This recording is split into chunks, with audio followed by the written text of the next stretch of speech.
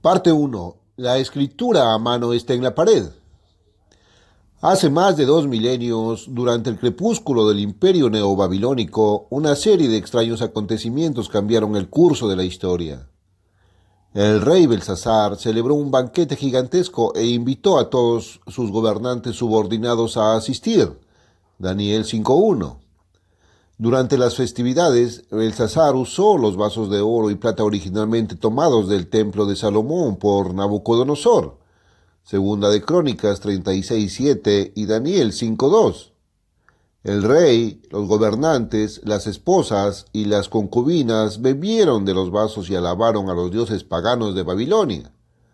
Este acto desafortunado mostró desprecio y desdén por la religión de Israel y constituyó una afrenta abierta a Dios mismo. En el apogeo de esta orgía pagana de autoindulgencia, Dios decidió actuar. El rey Belsasar se congeló de repente de miedo cuando un extraño fenómeno tuvo lugar ante sus propios ojos. El color se esfumó de su rostro enrojecido mientras observaba cómo una mano desmembrada comenzaba a escribir algunos símbolos misteriosos en la pared cerca de donde él estaba. El rey fue incapaz de descifrar la enigmática escritura. Temblando de miedo, llamó a sus sabios y magos. Prometió el cargo de tercer gobernante en el reino a cualquiera que pudiera determinar el significado de la escritura que estaba en la pared del palacio. Ninguno pudo dar la respuesta. El rey y su séquito quedaron perplejos. No se pudo encontrar a nadie que pudiera determinar el significado de la escritura. Finalmente la reina sugirió que trajeran a Daniel, el judío. Para resumir la historia, Daniel, por inspiración de Dios, pudo darle al rey el significado de las palabras. Ellos leen Mene, Mene, Tekel y Parsin. Daniel 5.25. Cada palabra indicaba un peso. Mene era una mina. Tekel representaba un shekel. Y el Parsin eran 2 medias minas. Estas palabras también podrían leerse como verbos: contar, pesar y dividir. De allí la interpretación de Daniel. Dios ha contado los días de tu reino y lo ha puesto fin. Ha sido pesado en la balanza y hallado falto. Tu reino es dividido y entregado a los medos y a los persas. Versículos del 26 al 28. Belsasar había cometido el error fatal de deshonrar públicamente al mismo Dios que le dio el aliento de vida. Versículo 23. Había insultado abierta y flagrantemente a Dios al usar los vasos sagrados del templo de Dios, edificio que Jesús llamó más tarde la casa de mi Padre, en una orgía de adoración pagana. Además, el rey había hecho caso figurado de la religión divina de Israel y de la nación santa misma. Como resultado, el imperio neobabilónico desapareció en las arenas de la historia y un nuevo imperio, el Medo-Persa, surgió en su lugar. La escritura que había estado en la pared del palacio había señalado el fin de un reino y el amanecer de una nueva era. Hoy, al parecer, la escritura está una vez más en la pared. Otro reino está a punto de caer y amanecerá una nueva era. El reino que está a punto de caer no es un reino humano, aunque los seres humanos están entre los súbditos de ese reino. El reino malvado que está a punto de caer es el reino del diablo, y la escritura ha estado en la pared durante siglos en las páginas de su Biblia. Antes de examinar la profecía específica en cuanto a la caída de ese reino, veamos la naturaleza de la misma. Pablo escribió acerca del Dios de este mundo. Dijo: el Dios de este mundo ha cegado el entendimiento de los incrédulos para que no vean la luz del Evangelio de la gloria de Cristo. Segunda de Corintios 4.4. ¿Quién es el que ha cegado y engañado a este mundo? El apóstol Juan responde: y fue derribado el gran dragón, esa serpiente antigua, que se llama el diablo y Satanás, el engañador de todo el mundo. Apocalipsis 12.9. Es Satanás quien ha cegado a este mundo a la verdad del Evangelio. Es él quien es el príncipe de este mundo. Juan 12:31. Este mundo malvado presente no es obra de Dios, es el sistema de Satanás. Él es su Dios, Él es su gobernante y engañador. En el conocido incidente de la tentación en el desierto, encontramos al diablo ofreciendo a Cristo todos los reinos del mundo si tan solo se postraba y lo adoraba. Mateo 4, 8 y 9. Jesús no discutió el derecho del diablo a ofrecer esos reinos terrenales, simplemente rechazó la oferta. Esta sociedad actual y todas las sociedades humanas desde el jardín del Edén deben su estado de oscuridad espiritual al diablo y a sus seguidores angélicos. Él es el gran engañador. Él es un perpetrador de dolor y sufrimiento humano. Él es, en el sentido último, una fuente de conflicto y guerra dentro de la sociedad humana. Él es Apolión, el destructor. Apocalipsis 9:11. Satanás y sus ayudantes demoníacos de alto rango ejercen influencia y poder en esta sociedad actual. Originalmente eran siervos fieles de Dios, pero no estaban contentos con el dominio sobre el cual Dios los había colocado. Se rebelaron contra su Creador. Ahora existen en un estado de oscuridad espiritual, esperando el juicio final de Dios. Judas escribió acerca de ellos en el versículo 6 de su breve carta. Y los ángeles que no se mantuvieron en su propia posición, sino que dejaron su propia morada, han sido guardados por él en cadenas eternas en las tinieblas del abismo hasta el juicio del gran día. Satanás y sus ángeles, ahora conocidos como demonios, están encadenados, es decir, se les impide ejercer todos sus poderes. Nótese también 2 de Pedro 2:4. Dios no perdonó a los ángeles cuando pecaron, sino que los arrojó al infierno y los entregó a pozos de oscuridad inferior para que los guardaran hasta el juicio. La palabra griega traducida como infierno aquí es tártaro. Indica un estado o condición de restricción. Este es el único lugar en la Biblia donde se usa la palabra. Satanás y sus seguidores demoníacos no pueden hacer más de lo que Dios permite. Si Satanás se saliera con la suya, destruiría inmediatamente la creación humana de Dios, pero Dios lo ha mantenido bajo control. El diablo y sus ángeles caídos solo pueden hacer lo que Dios permite. Este importante punto se explica completamente en nuestro artículo de reimpresión gratuita. ¿Por qué deben sufrir los hombres? Los ángeles de Dios, liderados por Miguel y Gabriel, se revelan en las Escrituras como mucho más poderosos que Satanás y sus demonios. Esto se debe en gran parte a que tienen el respaldo directo de Dios mismo. Dios limita los poderes de Satanás y su reino, como se revela en el libro de Job, Job 1 y 2. El libro de Daniel contiene una revelación interesante y valiosa acerca de las actividades angélicas en el ámbito de los reinos humanos. La escena inicia en el tercer año de Ciro, rey de Persia, Daniel 10:1. A Daniel se le había dado una visión. Quería desesperadamente saber el significado de la visión. Ayunó y oró durante un periodo de 3 semanas, versículos 2 y 3. Dios escuchó su oración y envió a un ángel de alto rango, probablemente Gabriel, quien a menudo ha sido utilizado como el portador del mensaje de Dios. Lucas 1 del 19 al 38, para revelar el significado de la visión a Daniel. En el curso de la explicación del ángel se proporciona una visión interesante de los acontecimientos del mundo espiritual. Entonces me dijo: no temas, Daniel, porque desde el primer día que te propusiste entender y te humillaste delante de tu Dios, tus palabras han sido escuchadas y yo he venido a causa de tus palabras. El príncipe del reino de Persia me resistió 21 días, pero Miguel, uno de los príncipes principales, vino a ayudarme, así que lo dejé allí con el príncipe del reino de Persia y vine a hacerte entender lo que va a suceder a tu pueblo en los últimos días, porque la visión es para días aún venideros. Daniel 10 del 12 al 14. ¿Quién es este misterioso príncipe de Persia? ¿Quién es Miguel? Miguel es llamado uno de los príncipes principales. Obviamente es uno de los representantes de Dios, no un seguidor de Satanás. En otra parte de la Biblia encontramos que Miguel se revela como uno de los querubines protectores, uno de los seres angélicos que cubría el trono de Dios con sus alas. Ezequiel 28:16. Aparentemente, originalmente había tres de esos querubines: Lucifer, Miguel, el príncipe de Israel, Daniel 12:1, y Gabriel. Estos tres eran los príncipes principales entre los ángeles de Dios. Lucifer, Gabriel y Miguel pueden haber gobernado cada uno sobre un tercio de los ángeles.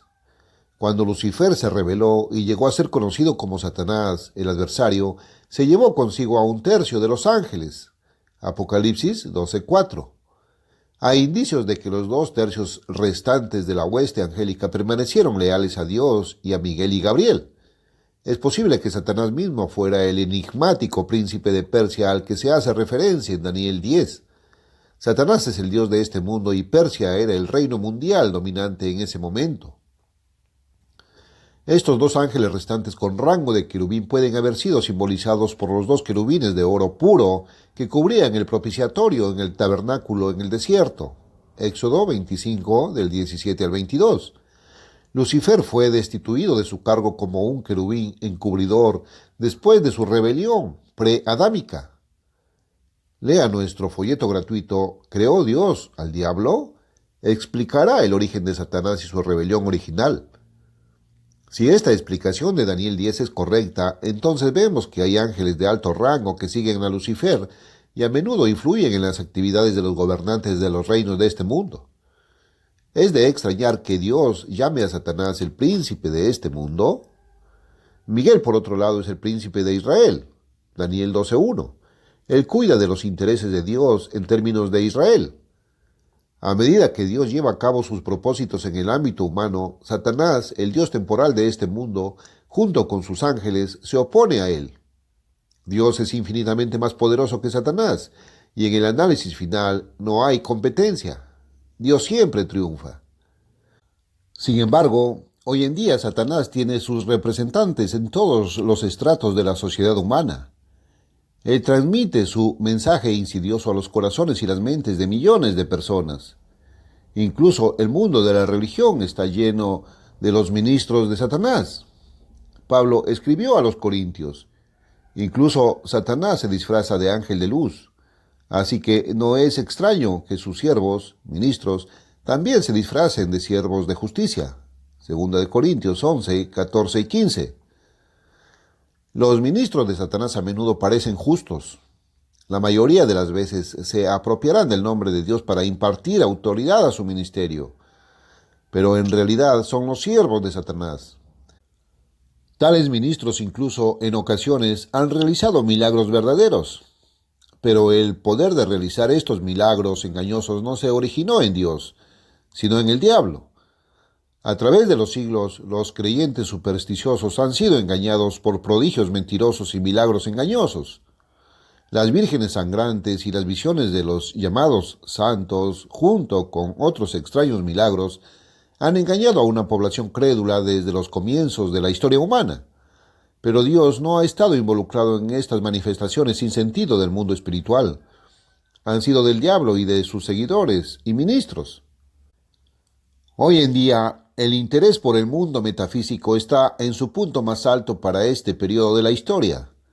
La astrología y los horóscopos, las sesiones de espiritismo, la percepción extrasensorial, los poltergeists y otros fenómenos fascinan al hombre moderno, y la curiosidad puede matar pronto al gato. Dios revela que habrá un aumento en las actividades ocultas en el tiempo del fin.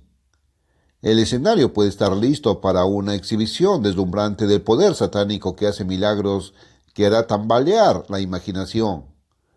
Justo antes del regreso de Jesucristo, Satanás volverá a usar espíritus inmundos, demonios. Ellos influirán en poderosos líderes militares y políticos para luchar contra el Cristo que regresa. Juan vio todo el asunto en una visión alucinante registrada en el libro de Apocalipsis. Entonces vi salir de la boca del dragón, Satanás, la boca de la bestia, el líder político militar del tiempo del fin, y la boca del falso profeta, el líder religioso supremo del tiempo del fin, tres espíritus inmundos como ranas. Estos espíritus eran diablos con poder para hacer milagros. Fueron enviados a reunir a todos los reyes del mundo para el gran día de la batalla de Dios, el Señor soberano. Apocalipsis 16, del 13 al 15. Los que estén vivos entonces verán una de las mayores manifestaciones del poder de Satanás en el reino humano. El diablo realmente podrá, con la ayuda de otros espíritus caídos, movilizar a los reyes de esta tierra y sus ejércitos contra el regreso de Jesucristo. Esto muestra claramente cuánta influencia tiene en el reino humano como el Dios de este mundo. Antes de estos eventos culminantes del tiempo del fin, habrá señales y maravillas que deslumbrarán los corazones y las mentes de los millones supersticiosos. Satanás, como el flautista de Hamelin, hipnotizará a millones con su increíble poder. El diablo dará a los líderes humanos un poder milagroso para el avance de sus propios propósitos diabólicos. Un gran líder religioso, también llamado una bestia, surgirá. Llevará a cabo las hazañas más deslumbrantes que se puedan imaginar. Entonces vi otra bestia, un líder religioso. Hizo grandes milagros, incluso haciendo descender fuego del cielo a la tierra ante los ojos de los hombres. Por los milagros que se le permitía realizar en presencia de la bestia, engañó a los habitantes de la tierra. Apocalipsis 13, del 11 al 14. La gente será engañada por estas manifestaciones metafísicas y prodigios mentirosos. Creerán que el gran poder de Dios, Hechos 8:10, está obrando en estos individuos. En los últimos días del reino de Satanás habrá un aumento dramático en los milagros aparentes. Habrá un notable aumento en el espiritismo de todo tipo. La población de la tierra descenderá a una nueva era oscura de miedo y superstición. La actividad religiosa alcanzará un nivel sin precedentes a medida que los líderes eclesiásticos realicen milagros deslumbrantes por el poder de Satanás. Miedo a que la religión vuelva a impregnar la tierra. La marca de la bestia será dejada en todos aquellos que se permitan caer bajo la influencia de estos poderosos líderes del tiempo del fin. Solo aquellos que se sometan podrán comprar o vender. Aquellos que se nieguen a convertirse en parte de este sistema satánico, Babilonia la Grande, serán autorizados a morir de hambre.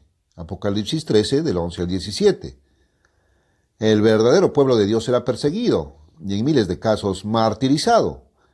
La Inquisición española, las sangrientas cruzadas y las persecuciones de la Reforma palidecerán hasta la insignificancia mientras la sangre de los mártires modernos fluye por las calles del mundo.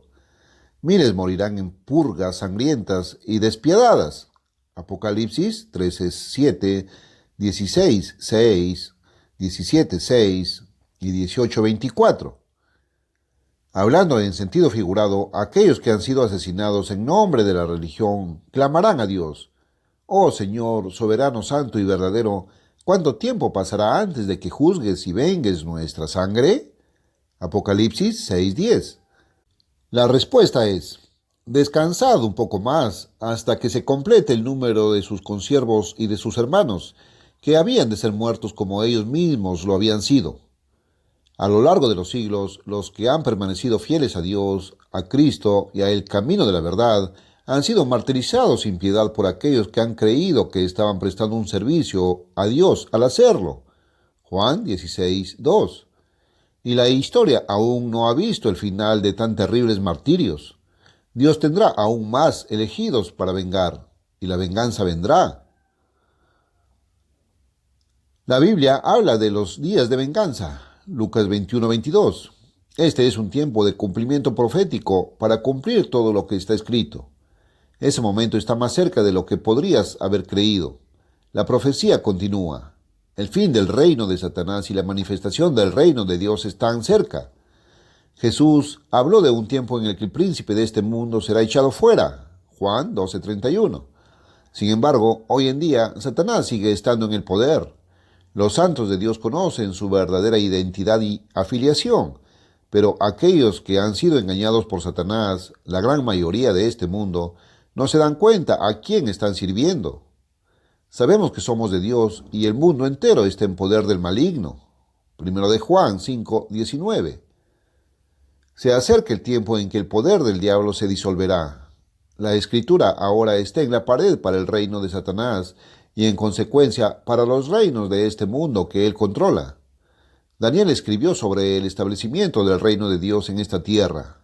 Dijo: «El Dios del cielo establecerá un reino que nunca será destruido. Quebrantará en pedazos todos estos reinos y los destruirá y permanecerá para siempre. Daniel 2:44.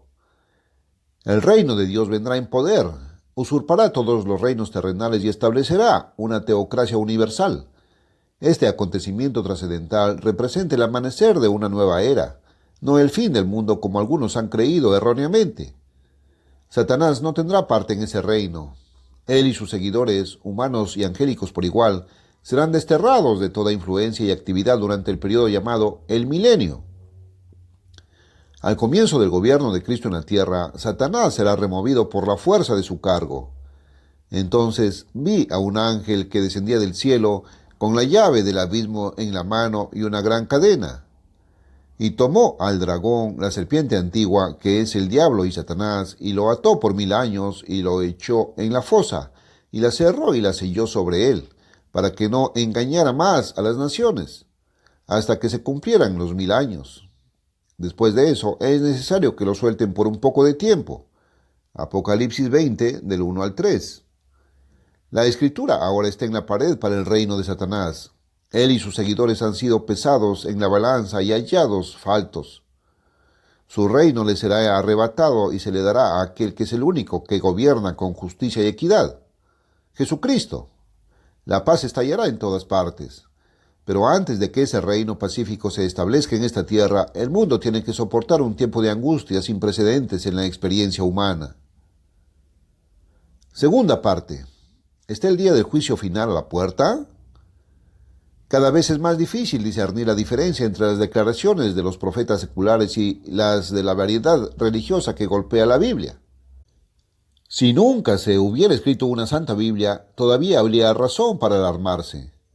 Si nunca hubiera habido un Jeremías, o un Isaías, o un Ezequiel, todavía habría muchas razones para creer que estamos viviendo cerca del tiempo del fin de una era.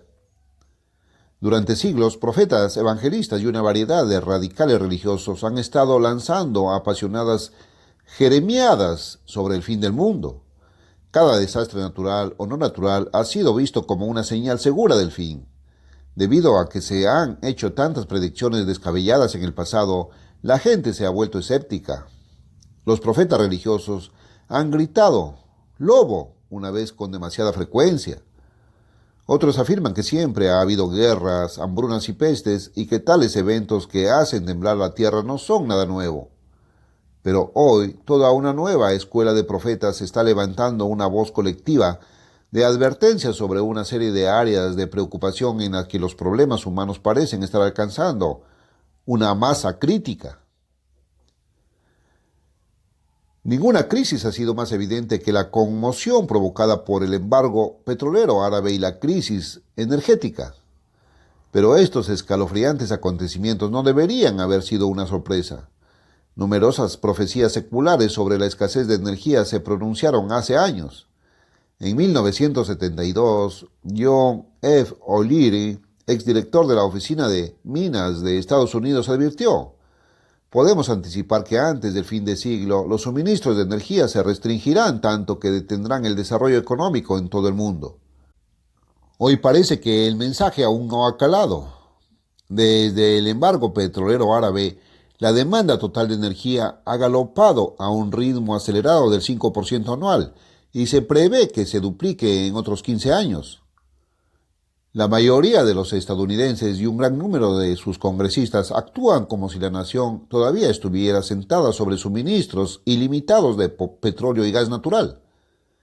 En lugar de atacar el problema de la creciente dependencia de Estados Unidos del petróleo importado, muchos parecen más interesados en desmantelar las principales compañías petroleras. Pocos parecen preocupados por el hecho de que las reservas probadas de petróleo y gas en los 48 estados más bajos están a punto de agotarse.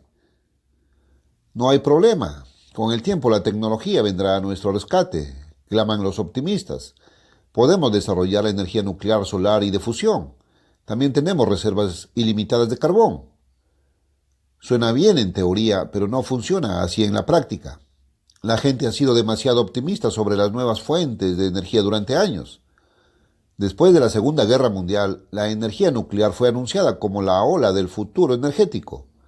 Ahora, casi 3 décadas después, El programa de energía atómica está sumido en un mar de incertidumbre. Los ciudadanos preocupados están preocupados por cosas como la fusión de reactores, terremotos y sabotajes. Nadie ha sabido qué hacer con los desechos nucleares altamente tóxicos. Y a medida que crece el poder de fisión, también lo hace la capacidad del hombre para fabricar armas atómicas. Para 1980 habrá suficientes subproductos nucleares acumulados en todo el mundo para producir 35.000 bombas atómicas como las de Hiroshima. Este problema de demasiado poco, demasiado tarde, también afecta a otras fuentes de energía. La energía de fusión está, como mínimo, a décadas de distancia. La energía solar no es tan ilimitada como su nombre lo indica. Los sistemas de recolección y transmisión solar requerirían enormes cantidades de energía, recursos y capital. Si se utilizara el sol para abastecer toda la electricidad para todas las necesidades de la ciudad de Nueva York, sería necesario un colector solar de 15 millas de largo. El carbón es una fuente de energía eminentemente utilizable en su estado actual, pero al igual que los demás, también tiene serios inconvenientes, uno de los cuales es la minería a cielo abierto.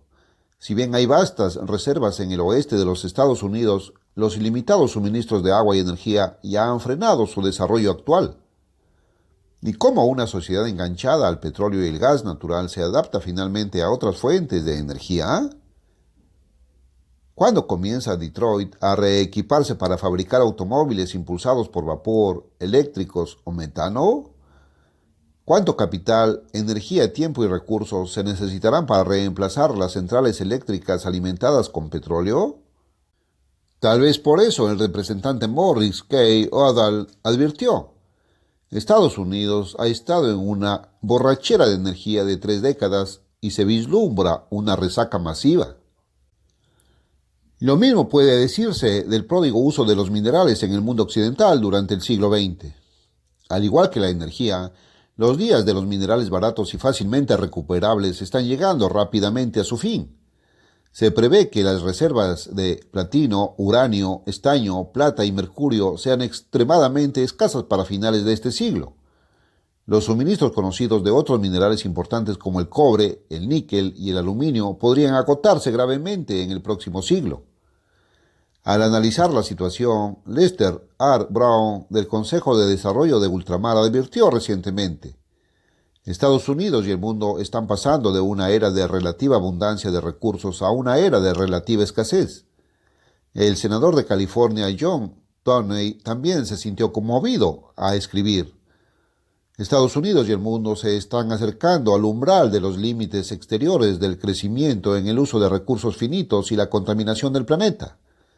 La racionalidad y la voluntad son necesarias para que la humanidad sobreviva. Pero otros no lo ven así. Según el célebre economista Nicolás Iuliescu-Rogan de la Universidad de Vanderbilt, la aparente bonanza mineralógica que durante los últimos 100 años fomentó el progreso económico sin precedentes de un puñado de naciones puede explicar la extraña convicción de los economistas de estos países de que el crecimiento material puede continuar para siempre. Una vez más, se deposita una fe ilimitada en la tecnología para sacarnos de nuestros futuros problemas minerales. Según los defensores de la solución tecnológica, podemos cavar más profundo, utilizar minerales de grados más baratos, extraer metales preciosos del mar, reciclar y encontrar sustitutos. No existe tal cosa como una escasez de minerales, afirman, porque la corteza terrestre, tomada como una beta madre masiva, contiene más que suficiente de los metales preciosos. Pero este enfoque está plagado de deficiencias ecológicas, económicas y energéticas. En última instancia, nos veríamos obligados a arrasar con valiosas tierras madereras, agrícolas y de pastoreo. Los planes para la minería a cielo abierto en el oeste de los Estados Unidos ya se están viendo obstaculizados por este conflicto de intereses terrestres, y las sanciones ambientales incurridas por el desarraigo y el procesamiento de grandes porciones de bienes raíces podrían ser devastadoras.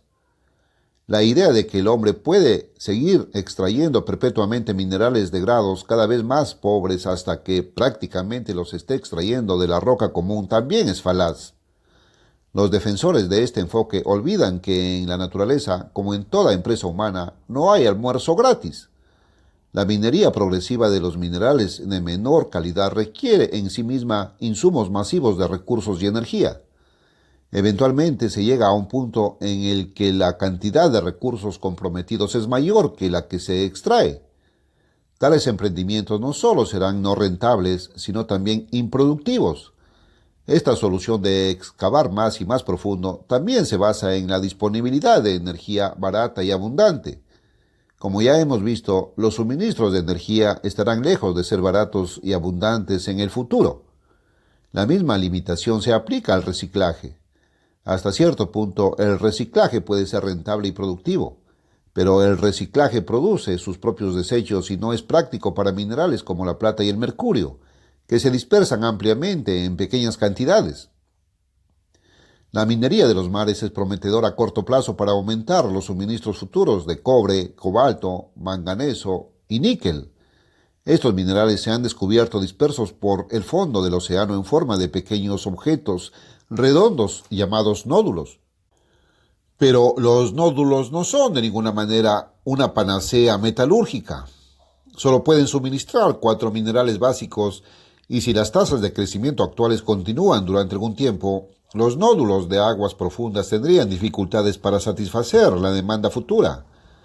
Llevarlos a la superficie puede convertirse en un problema tecnológico espinoso, y en el proceso nadie está seguro de qué tipo de impacto tendrá este tipo de minería oceánica en el medio ambiente marino. La sustitución es otra alternativa con limitaciones. El cobre fue el metal número 1 en la edad del bronce, pero no quedó obsoleto con el descubrimiento del hierro. El uso de conductores de aluminio tampoco ha disminuido sustancialmente la demanda general de cobre.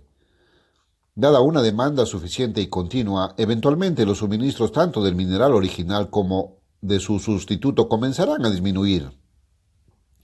Y muchos materiales escasos como el helio y el mercurio no tienen, en la actualidad, sustitutos conocidos. Mientras el hombre continúa agotando vorazmente la tierra, contamina indiscriminadamente los océanos con desechos, venenos y desechos industriales, desafortunadamente resulta que el mar puede ser el eslabón más débil de la frágil cadena de vida de la Tierra. Recientemente, el capitán Jacques Cousteau advirtió: cada mes vertimos tantos millones de toneladas de desechos venenosos en el mar vivo que tal vez en 20 años, tal vez antes, los océanos habrán recibido su herida mortal y comenzarán a morir. Y según Thor Heyerdahl, un océano muerto finalmente resultará en un planeta muerto. Palabras fuertes de los profetas seculares. Sin embargo, pocos los toman en serio. Muchos sienten que tales advertencias son jeremiadas, exageradas y demasiado dramáticas que no tienen base en hechos científicos. Hace varios años, un destacado científico británico se opuso a los agoreros ecológicos con respecto a la continua contaminación de los océanos con mercurio. Los océanos son tan vastos y ya contienen tanto mercurio, escribió, que si la producción anual de las minas de mercurio del mundo se vertiera directamente en el mar, pasarían entre 2.500 y 10.000 años antes de que la concentración natural se duplicara. En su prisa por reprender a los profetas ecológicos, este eminente científico pasó por alto algunos hechos científicos bastante obvios. En primer lugar, la vida no está distribuida uniformemente a través de los océanos. Más del 90% de todas las criaturas marinas ocupan menos del 1% del medio marino. Las zonas más densamente pobladas son también las más fácilmente contaminadas por el hombre. Los materiales tóxicos en sí mismos no se esparcen uniformemente por todo el mar. Y lo que el fitoplancton puede absorber en cantidades diluidas termina en los tejidos de depredadores de orden superior como aves, focas y el hombre en dosis altamente concentradas. No es de extrañar que Barry Commoner, al evaluar la mentalidad antiecológica del hombre, dijera recientemente lo siguiente: a menos que comencemos a igualar nuestro poder tecnológico con una comprensión más profunda del equilibrio de la naturaleza, corremos el riesgo de destruir este planeta como un lugar adecuado para la habitación humana. Al plebeyo de la creciente brecha del hambre también se le une una serie de profetas seculares que ven problemas significativos en el futuro en términos de alimentar a las crecientes masas del mundo. Durante años nos reímos de la sombría teoría de Malthus, comentó recientemente el senador Hubert Humphrey, pero ahora se está recuperando ya que nos hemos dado cuenta de que los recursos del mundo no son ilimitados. Las estadísticas actuales de la población alimentaria, aunque no son tan ominosas como lo eran hace unos años, tenderían a confirmar a Humphrey. A mediados de la década de 1970, aproximadamente una octava parte, o 500 millones, de los 4.000 millones de habitantes de la Tierra sufrían algún tipo de malnutrición. Para finales de siglo, el ya escaso suministro de alimentos del mundo tendrá que sostener a otros 1.500 millones de almas. Y gran parte de este crecimiento ocurrirá en las ciudades del mundo que ya están abarrotadas y proliferan. A finales del siglo, si se mantienen las tendencias actuales, más de la mitad de la población mundial vivirá en zonas urbanas. La mayoría de los que abandonan la vida en la granja se apiñan en ciudades de 1 millón o más de habitantes. En 1950 solo había 75 ciudades de este tipo en todo el mundo. Para 1985 se proyecta que esa cifra aumentará casi 4 veces, a 273, con más de la mitad de estas metrópolis ubicadas en las naciones subdesarrolladas más pobres. En términos de producción de alimentos, esto significa que aquellos que se queden con la granja tendrán que producir considerables excedentes de alimentos para alimentar a sus primos de la ciudad que dependen. El único punto positivo en los últimos años ha sido una disminución en la tasa general de crecimiento de la población. Gran parte de ello puede atribuirse a programas de control de la natalidad y esterilización más eficaces, a la política familiar impuesta por el gobierno y más mujeres se incorporan a la fuerza laboral. Pero en el lado más oscuro, esta reciente disminución del crecimiento también ha sido provocada por el aumento de las tasas de mortalidad aceleradas por la escasez de alimentos en muchas partes del mundo. Según el experto en alimentos de renombre internacional Lester R. Brown, en muchas de las naciones más pobres, la escasez de alimentos ha desacelerado el crecimiento de la población al aumentar las tasas de mortalidad, lo que representa al menos 2 millones de muertes adicionales y evitables durante la primera mitad de esta década. Los esfuerzos para cerrar la brecha mundial del hambre a través del aumento de la producción de alimentos pueden ser problemáticos en el mejor de los casos. Los llamados milagros de la tal anunciada revolución verde se lograron con no poca aportación de fertilizantes, agua y maquinaria a base de petróleo. En muchas partes del mundo, estos productos son cada vez más escasos. La mayor parte de las mejores tierras ya se han agotado. El aumento del número de hombres ya ha resultado en una deforestación extensiva, erosión y destrucción de valiosas tierras de cultivo en el subcontinente indio y el Sahel africano. La sobrepesca y la contaminación han provocado una disminución drástica de las capturas de peces en el mundo, y los milagros alimentarios esperados como los concentrados de proteínas de pescado, el plancton, las piscifactorías, la incaparina, las proteínas sintéticas similares, son en su mayor parte poco prácticos o antieconómicos. Sin duda, el peor escenario de todos es el de una guerra nuclear. Las estadísticas termonucleares de hoy son realmente impresionantes. La potencia explosiva de los arsenales nucleares combinados de Estados Unidos y la Unión Soviética equivale a 50.000 Hiroshimas. Un submarino tipo Poseidón, con sus 16 misiles balísticos con ojivas nucleares, puede destruir una nación del tamaño de Estados Unidos. La fuerza destructiva total de las armas tácticas, no estratégicas, estacionadas en Europa es 30 veces mayor que la de todo el TNT explotado en la Segunda Guerra Mundial. En la actualidad, 6 naciones, Estados Unidos, Unión Soviética, Inglaterra, Francia, China e India, son miembros del club nuclear. Pero en los próximos años la lista de miembros seguramente crecerá drásticamente. Austria, Brasil, Finlandia, Corea del Sur y Yugoslavia tenían reactores nucleares en construcción a finales de 1974. Egipto, Argentina, España, Japón, Pakistán y Sudáfrica no se quedan atrás. Argentina, por ejemplo, probablemente estará produciendo suficiente plutonio a finales de la década de 1970 para fabricar 10 bombas atómicas al año. Las posibles implicaciones de tal proliferación masiva son, como mínimo, escalofriantes. Como dijo el doctor George Radjins, profesor de Ciencias Políticas en el MIT, me estremezco al pensar que el general Amin de Uganda tiene armas nucleares bajo su control y, sin embargo, enfrentaremos tales situaciones en los próximos 25 años. El doctor Thomas Schelling, profesor de Economía Política de Harvard y experto en estrategia armamentística, también expresó su preocupación por las futuras perspectivas nucleares del mundo.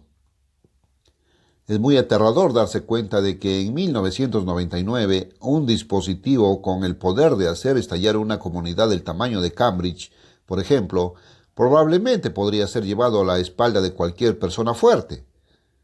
En vista del hecho de que la civilización mundial se encuentra enfrentando un peligro sin precedentes por la guerra, el hambre, la superpoblación, el agotamiento de los recursos y la contaminación, es comprensible que existe una gran cantidad de pesimismo entre las filas de los profetas seculares. Algunos, de hecho, han recurrido a terminología bíblica que recuerda a los profetas de la antigüedad.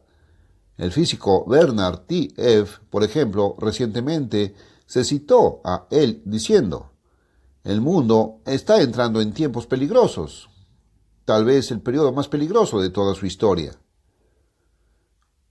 George Bandy, asesor de los difuntos presidentes Kennedy y Johnson, dijo: vamos a mirar a una época, 1974, que habrá estado al borde del trabajo.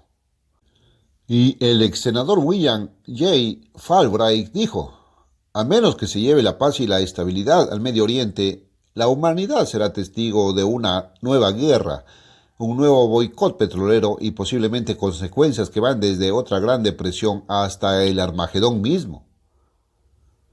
Desafortunadamente, las palabras de los profetas seculares tienden a caer en oídos sordos. Mucha gente los descarta inmediatamente como un grupo de agoreros excéntricos. Hace siglos, la nación del antiguo Israel se enfrentó a una situación similar. Se les había advertido repetidamente sobre la inminente destrucción de su nación.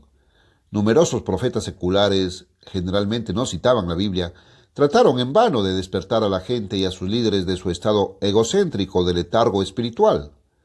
Pero los israelitas no estaban dispuestos a escuchar ningún mensaje que no estuviera rebosante de dulzura y luz.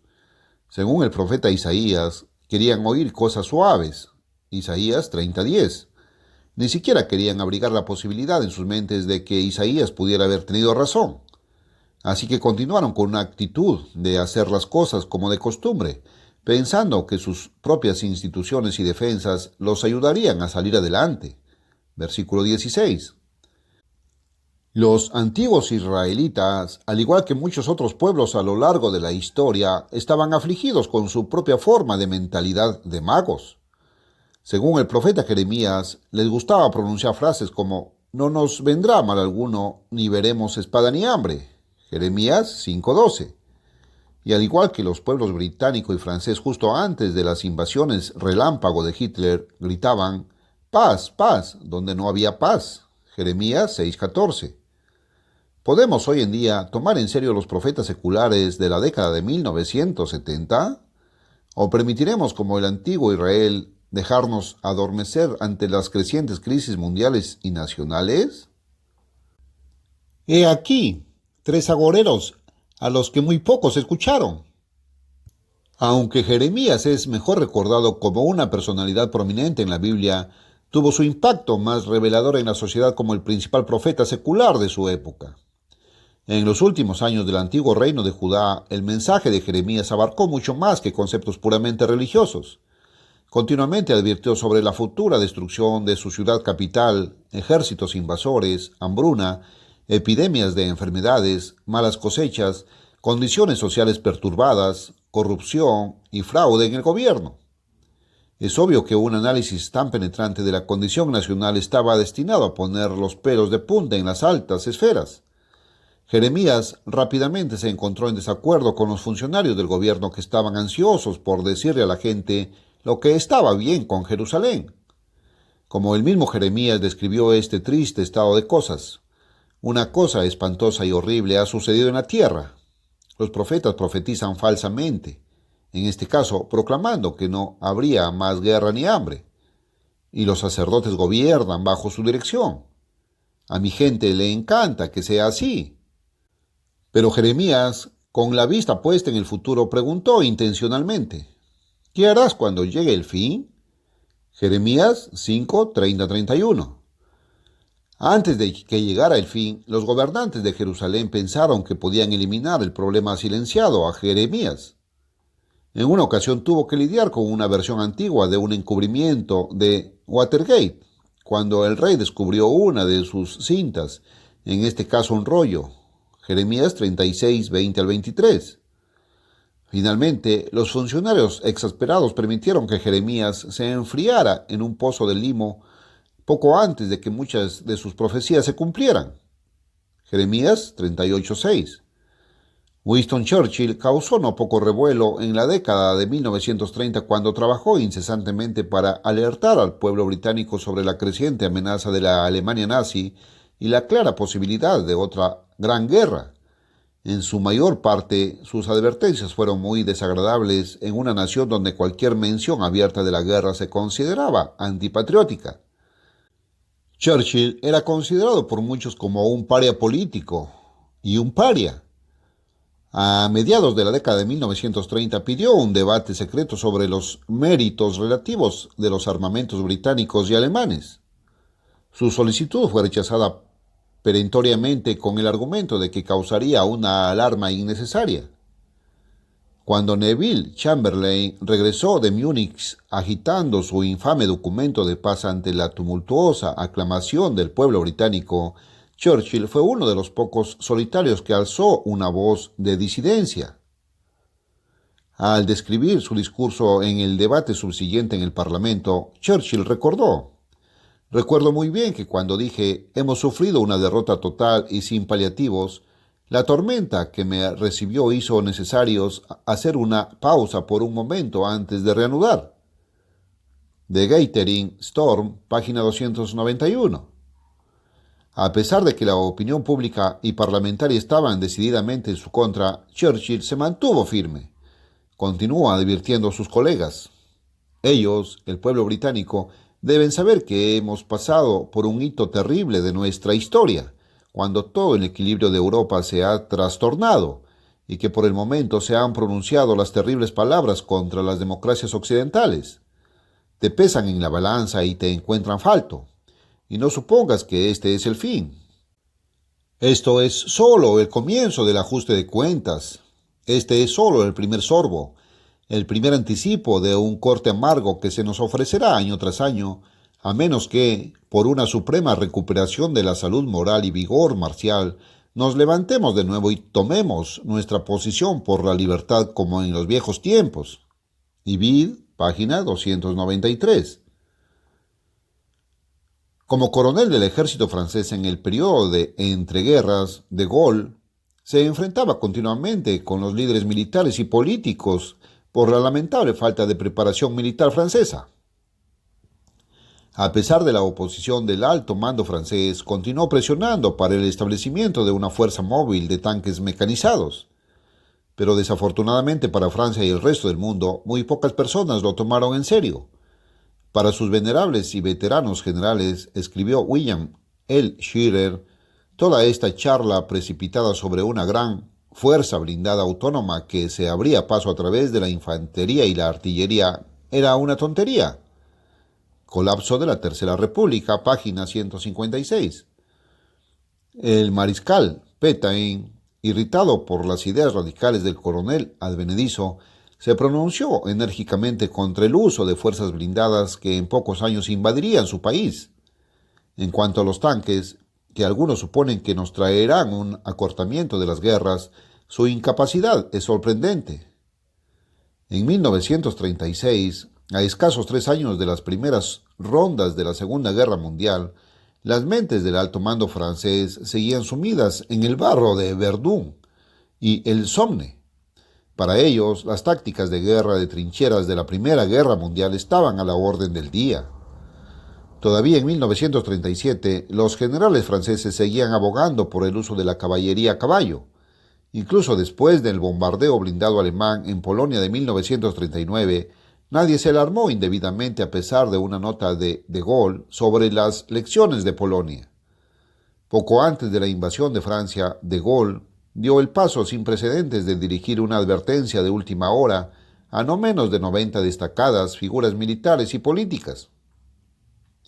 En su memorándum escrito declaró: el pueblo francés no debe caer a ningún precio en la ilusión de que el actual inmovilismo militar se ajusta al carácter de esta guerra. No nos engañemos, el conflicto que ha comenzado bien puede ser el más extenso, el más complejo, el más violento de todos los que han asolado la tierra. La crisis política, económica, social y moral de la que proviene es tan profunda que terminará fatalmente en un derrocamiento completo de la situación de los pueblos y de las estructuras de los estados. Ibid, página 549. En menos de 6 meses, la terrible predicción de Gaulle se cumplió cuando las tropas alemanas de la Wehrmacht marcharon triunfalmente por las calles de París. Parte 3. La última catástrofe global. El abuso continuo de los sistemas de soporte vital de la Tierra podría conducir a algunas de las visiones apocalípticas que se describen en el libro bíblico de Apocalipsis. Al principio había sido casi imperceptible. Se registraron algunas mareas altas anormales en Miami, Ámsterdam y Calcuta. Nadie, excepto unos pocos científicos, había pensado mucho en ello. Eso había sido hace casi 12 meses. Ahora las mareas eran más que una cuestión de curiosidad científica. Se reportó agua en las calles de Tokio, Manila y Hamburgo. Los sistemas de metro de Londres y Nueva York se inundan periódicamente a medida que torrentes sirvientes de líquido salobre se arremolinaban por las calles y las alcantarillas. Los famosos diques de Holanda ya no eran adecuados para resistir los tempestuosos embates del Mar del Norte. Los residentes de la costa en Buenos Aires, Bombay y Singapur se habían visto obligados a retirarse a tierras más altas. Los científicos dijeron que tenían algo que ver con el efecto invernadero causado por demasiado dióxido de carbono en la atmósfera de la Tierra. Todo parecía muy desconcertante para el hombre promedio de la calle. También fue muy desconcertante para la mayoría de los agricultores del mundo. Las temperaturas se habían calentado en la mayor parte del globo. El caudal de los ríos y arroyos ha disminuido drásticamente en el oeste de los Estados Unidos, Europa y el subcontinente indio. La irrigación ya había sido llevada al límite a medida que numerosas naciones se esforzaban por llevar comida a la boca de sus florecientes poblaciones. Ahora los agricultores informaron que el agua salina del río estaba marchitando los cultivos en muchas áreas. Aún así, nadie entró en pánico. Había amplias reservas de grano para unos pocos meses. En la mayoría de las democracias occidentales, los políticos continuaron enfatizando la necesidad de pleno empleo y más gasto público. En Estados Unidos, Wall Street disfrutaba de un año alcista. Las líneas de montaje de automóviles zumbaban. La demanda de energía nunca había sido mayor. Y a pesar de que se han hecho progresos en el desarrollo de la energía nuclear, la economía de la nación sigue dependiendo en gran medida del petróleo como su principal fuente de energía. Se vieron algunos peces muertos arrastrados a la orilla con aletas podridas. De vez en cuando se observaba un ave acuática de aspecto desolado que vagaba sin rumbo fijo, envuelta en una manta de sustancia viscosa. Los turistas en las playas mediterráneas de moda descubrieron que el alquitrán se les pegaba en las plantas de los pies. Los marineros también informaron de mareas negras flotantes en medio del océano. Aparte de unos pocos conuts conocidos, nadie hizo ninguna objeción energética. No había habido un derrame de petróleo que se acercara remotamente al tamaño de la famosa erupción de Santa Bárbara a principios de la década de 1970. Solo la molestia continua de desbordamientos aislados, vertidos oceánicos y filtraciones de pozos aquí y allá. El petróleo seguía siendo el rey, y desde el perturbador embargo árabe, que ahora era un vago recuerdo en la mente de la mayoría de la gente, el petróleo había seguido fluyendo en cantidades cada vez mayores. La perforación en alta mar estaba ahora en su punto más alto, especialmente en el Mar del Norte y alrededor de la plataforma continental de América del Norte. Los pozos producían ahora de forma rentable en lugares tan remotos como el Ártico y la Antártida, y según todos los indicios preliminares, sus abundantes reservas durarían 1 o 2 décadas más. Aún así, existía el problema persistente del suministro mundial de alimentos. Durante los últimos años, los fertilizantes químicos se han aplicado abundantemente tanto en Occidente como en Oriente. Su impacto inicial había sido saludable, pero ahora, y cada vez más, varios científicos comenzaron a advertir sobre la amenaza potencial que los fertilizantes nitrogenados representaban para la capa de ozono, ya seriamente agotada por los aerosoles, el aumento de los vuelos de SST y las pruebas nucleares atmosféricas no autorizadas realizadas por las potencias militares beligerantes. Sin embargo, nada de esto era nuevo. Condiciones similares habían existido durante años. Durante las últimas décadas nadie había apretado el gatillo nuclear.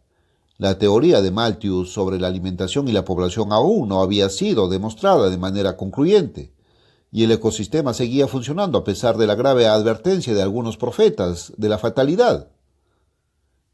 Entonces sucedió. Al principio no fue nada catastrófico ni trascendental. Aún así, ya era bastante malo. Se produjo una gran explosión en la boca del pozo de una de las plataformas de perforación del Ártico. Era otra Santa Bárbara, pero esta vez mucho peor. Las poblaciones de vida silvestre, incluidas ballenas, focas, osos polares, aves y vida marina, fueron diezmadas. Pero lo peor estaba por llegar. Millones de galones de petróleo negro hirvieron para contaminar la banquisa del Ártico. Miles de millas cuadradas estaban saturadas de petróleo pegajoso. Las consecuencias fueron devastadoras.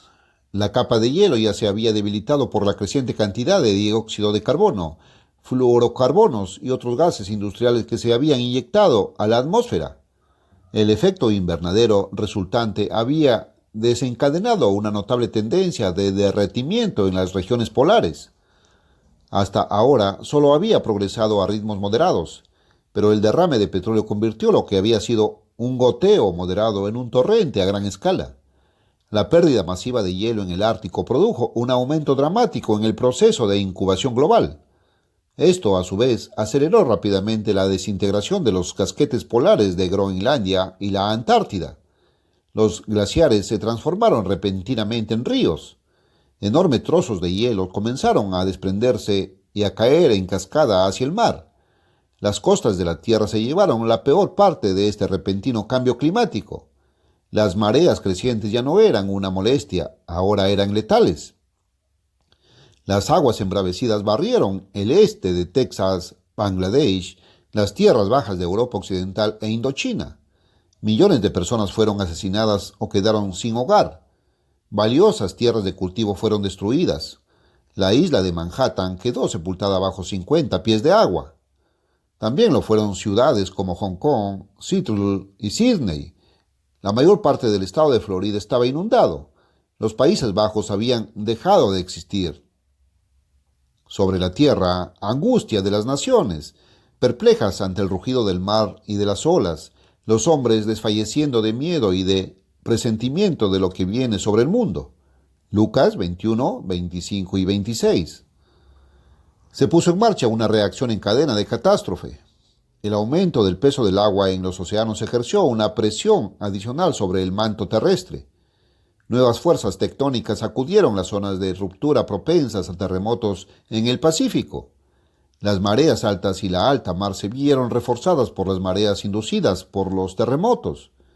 Las ciudades costeras que habían sobrevivido a los golpes hidráulicos anteriores colapsaron rápidamente bajo el embate de estas fuerzas imponentes. Y hubo relámpagos, voces, truenos y un gran terremoto como nunca había habido desde que los hombres estaban en la tierra. Tan grande fue ese terremoto, y todas las islas huyeron y no se hallaron montes. Apocalipsis 16, 18 y 20. Tanto San Francisco como Los Ángeles fueron golpeadas por esta violenta actividad sísmica y de marea. Los rascacielos se derrumbaron como alfileres. Las principales ciudades industriales de Japón corrieron la misma suerte. Los volcanes arrojaron toneladas de lava fundida.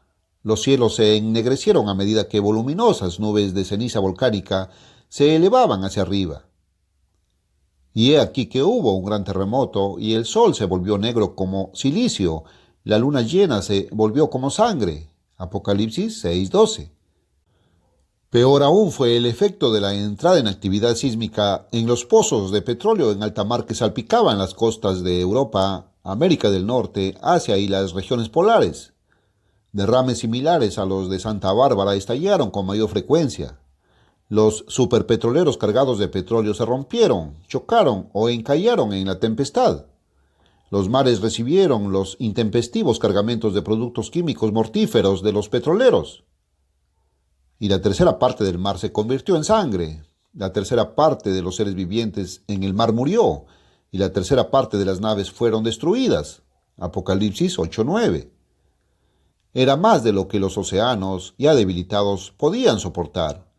Gran parte del fitoplancton que proporciona oxígeno ya había muerto como resultado de la embestida progresiva e insidiosa que había estado en marcha durante décadas. Los derrames de petróleo empujaron a este delicado biomecanismo marino más allá del punto de no retorno. Vastas parcelas fueron diezmadas. Los océanos se estaban muriendo. Millones de peces flotaban sin vida en la superficie, boca arriba, privados de oxígeno vital. El segundo ángel derramó su copa en el mar y se convirtió en sangre de un muerto, y murió todo ser viviente que estaba en el mar. Apocalipsis 16:3. El agua amarga de los sistemas fluviales de la tierra, sobrecargados de trabajo, también se terminó. Demasiado salados para sustentar la vida, contaminaron y envenenaron a hombres, plantas y animales por igual. El tercer ángel tocó su trompeta y una gran estrella cayó del cielo, resplandeciente como una antorcha, y cayó sobre la tercera parte de los ríos y sobre las fuentes de las aguas. El nombre de la estrella es Ajenjo. La tercera parte de las aguas se convirtió en ajenjo y muchos hombres murieron a causa del agua porque se había vuelto amarga. Apocalipsis 8, 10, 11.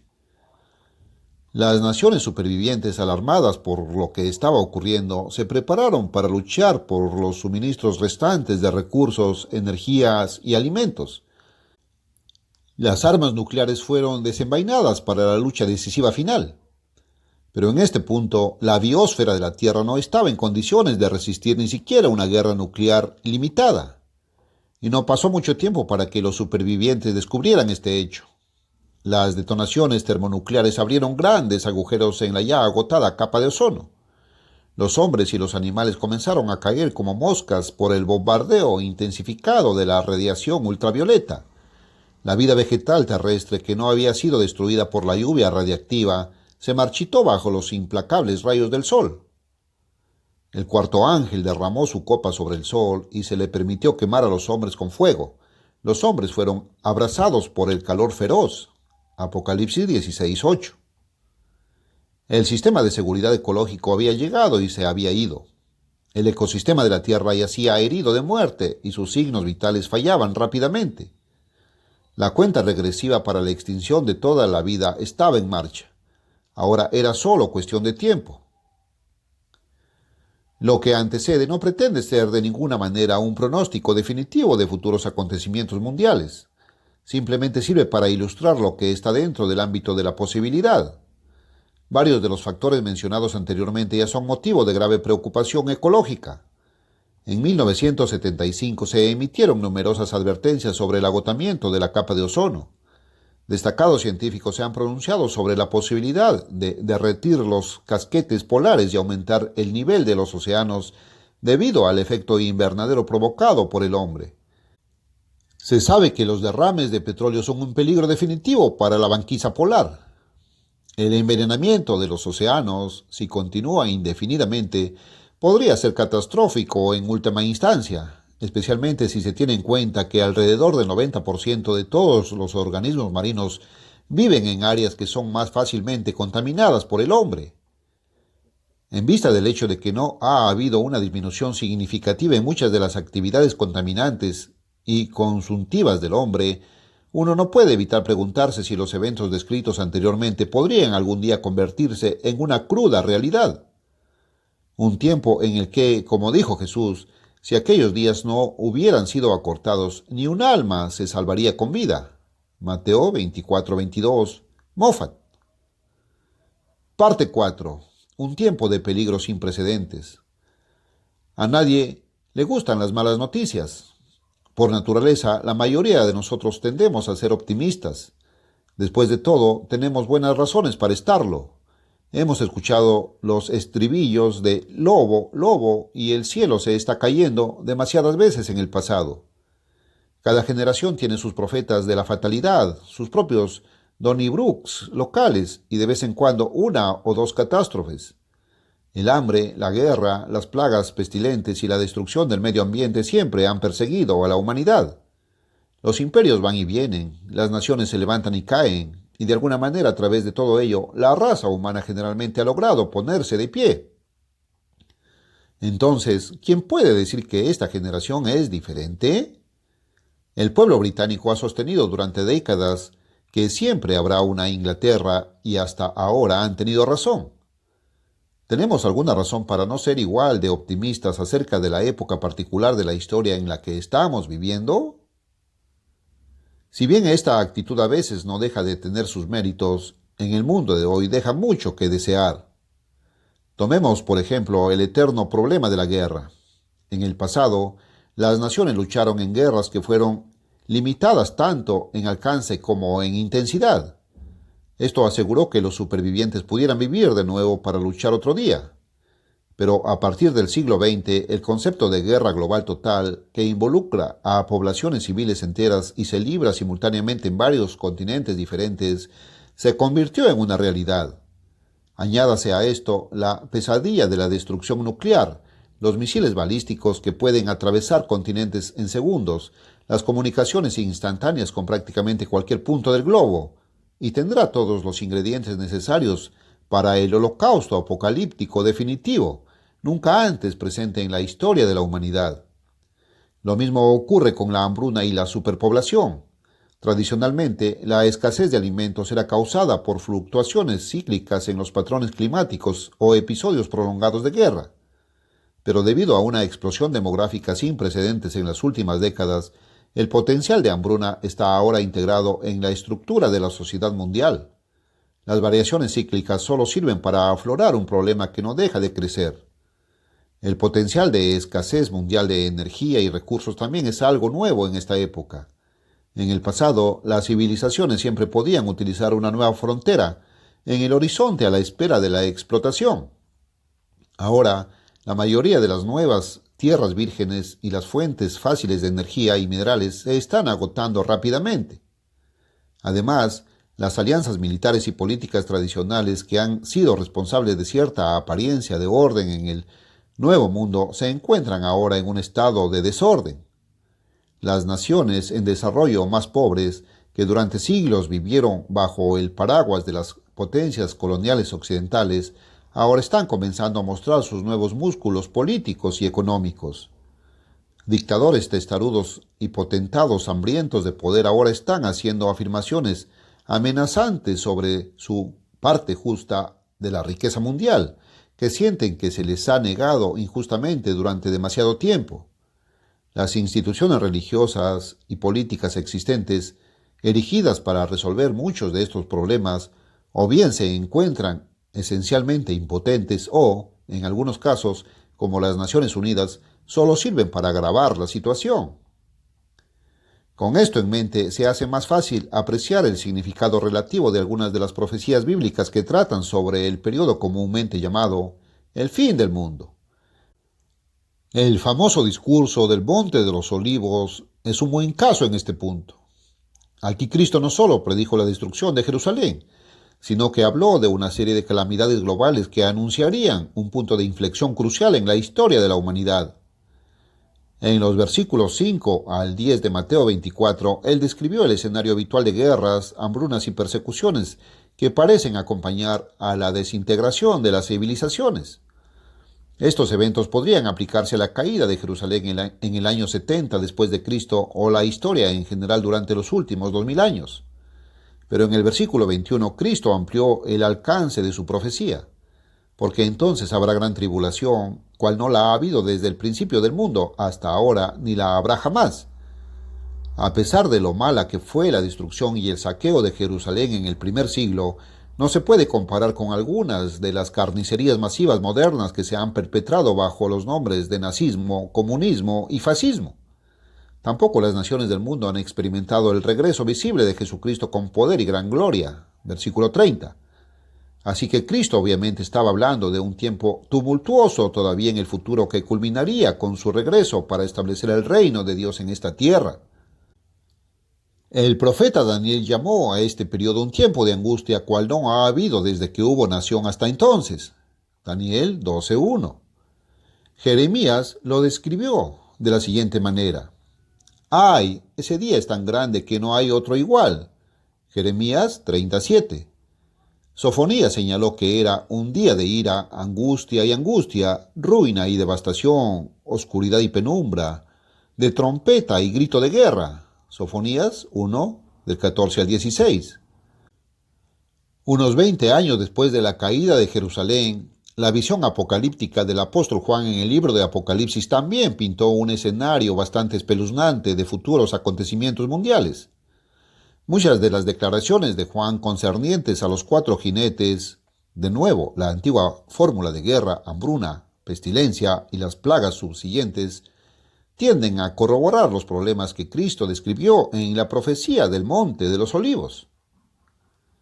En principio, estas profecías describen el resultado final de una relación de causa y efecto que ha estado en funcionamiento durante la mayor parte de la historia conocida del hombre y, como tal, sirven como un bosquejo futurista de lo que le sucederá a la humanidad si continúa siguiendo un cierto curso de acción. Las bendiciones y maldiciones enumeradas en Deuteronomio 28 y Levítico 26 son un ejemplo. La obediencia al camino de vida de Dios trae bendiciones. La desobediencia trae justo el resultado opuesto. Y no hace falta tener una bola de cristal para extrapolar las tendencias futuras del crecimiento de la población, la proliferación nuclear, la contaminación ambiental, el crecimiento económico, la codicia, la manipulación política y cosas por el estilo, para ver que el curso en el que se encuentra la raza humana en la actualidad tiene una maldición futura escrita por todas partes. Tampoco debemos cometer el error de atribuir estas penas futuras a alguna forma de juicio divino directo. Lo que realmente duele es lo que nos estamos haciendo a nosotros mismos. Pero hay un catalizador clave en esta ecuación para un desastre futuro que a menudo se pasa por alto. Nada menos que Satanás el diablo. En el 12º capítulo del libro de Apocalipsis, el apóstol Juan habló de un tiempo en el futuro cuando este gran ser angélico, pero pervertido, centraría toda su atención diabólica en la destrucción de la raza humana. Entonces se levantó la guerra en el cielo, Miguel y sus ángeles peleando contra el dragón, y el dragón y sus ángeles lucharon, pero fueron derrotados, y ya no había lugar para ellos en el cielo. Y fue arrojado el gran dragón, esa serpiente antigua, que se llama el diablo y Satanás, el engañador de todo el mundo. Él fue arrojado a la tierra, y sus ángeles fueron arrojados con él. ¡Ay de vosotros, tierra y mar, porque el diablo ha descendido a vosotros con gran ira, porque sabe que su tiempo es corto! Versículos del 7 al 9 y 12.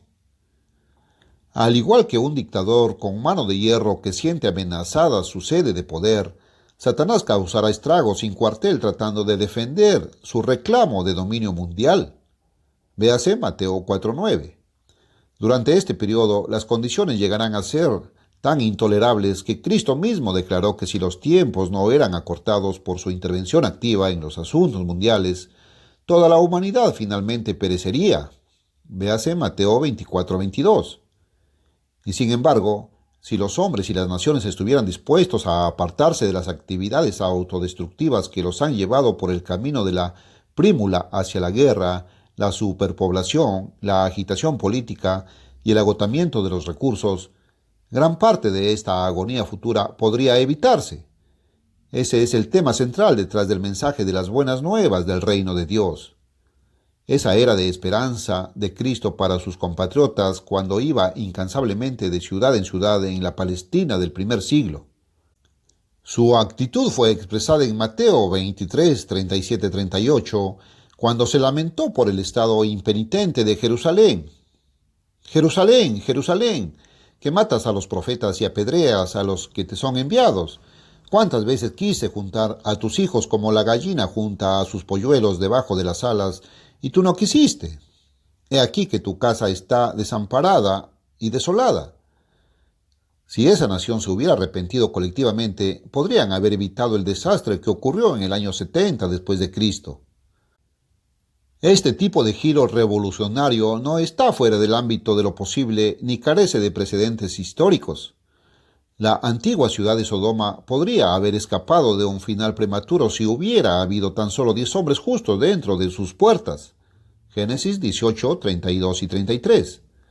Nínive cambió radicalmente sus costumbres después de que el profeta Jonás trajera un mensaje sobre su inminente derrocamiento. En este caso, el jefe de gobierno emitió una proclama declarando que cada uno se aparte de su mal camino y de la violencia que está en sus manos. Jonás 3:8. Hoy en día, la raza humana se enfrenta al mismo conjunto básico de opciones. O cambiamos colectivamente nuestras formas o nos preparamos para un escenario bastante sombrío. Para el mundo occidental significaría un abandono sin precedentes de nuestra búsqueda precipitada de superafinidad. Implicaría que echáramos una mano a nuestros vecinos menos afortunados, ya sea que vivan en barrios marginales de la ciudad o en el sub-Sahara. Significa derribar las barreras de los prejuicios raciales y sexuales que aún permean gran parte de nuestra sociedad. Las grandes empresas tendrían que abandonar su idolatría de las ganancias cada vez mayores. Los sindicatos tendrían que empezar a pensar más en términos de prestación de un servicio en lugar de aumentar continuamente los beneficios complementarios. Los funcionarios gubernamentales y los legisladores requieren una reversión radical de sus filosofías gastadas. Pero sobre todo, sería necesario que los hombres, las naciones y sus líderes reconocieran que su única esperanza de salvación no reside en las instituciones gubernamentales, los sistemas económicos o las reservas de armas, sino en el Dios creador del universo y en su Hijo Jesucristo. Tendría que ser el mismo grado de respuesta que demostraron los hombres de Judea cuando el apóstol Pedro les predicó en el día de Pentecostés, como lo registra el libro de los Hechos. Al oír esto, se consternaron y dijeron a Pedro y a los demás apóstoles: «Hermanos, ¿qué haremos?» Y Pedro les dijo: «Arrepentíos y bautícese cada uno de vosotros en el nombre de Jesucristo para perdón de vuestros pecados y recibiréis el don del Espíritu Santo». Y él testificó con otras muchas palabras y les exhortó diciendo: «Sálvate de esta generación perversa». Hechos 2, 37, 38 y 40. Esa es la única solución viable para los tiempos turbulentos en los que vivimos. Visiones apocalípticas de profetas seculares. El doctor Belnei Sen es director de la Organización de las Naciones Unidas para la Alimentación y la Agricultura. Dijo: «Si la tasa de producción de alimentos no puede aumentar significativamente, debemos estar preparados para los 4 jinetes de la gran tribulación». El general Douglas MacArthur dijo: «Hemos tenido nuestra última oportunidad. Si no concebimos un sistema más grande y más equitativo, nuestro Armagedón estará a las puertas». Robert S. McNamara, presidente del Banco Mundial, dijo: «Tenemos que ver el problema de la población como parte de una crisis social y política mucho más amplia que se profundiza con cada década y amenaza con redondear este siglo con años de agitación y turbulencia, un tiempo de problemas durante el cual las fuerzas del cambio histórico amenazan a nuestra frágil sociedad del siglo XX con la desintegración». Barbara Ward y René Davos: «Cuando consideramos la población aún en aumento del planeta, incluso podemos preguntarnos si la figura tradicional del cosechador no se estará convirtiendo ante nuestros ojos en esa otra imagen del hombre con la guadaña, la imagen arquetípica de la muerte misma». Dr. Harrison Brown, profesor de geoquímica de Caltech. Lo máximo que podemos esperar por continuado, la participación vigorosa en la carrera armamentista es un aplazamiento del fatídico día.